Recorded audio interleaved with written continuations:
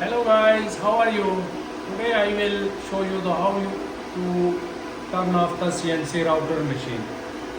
First of all, first you put the emergency. After this everything close. If you open vacuum, air, anything, first you turn off. Then you come to here and press off button, then you main switch off.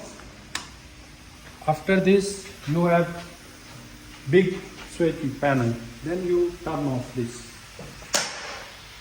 If you want turn on, same like this. First you open this, after this you open this switch button. After power on, then remove the emergency, then you can home and start your machine.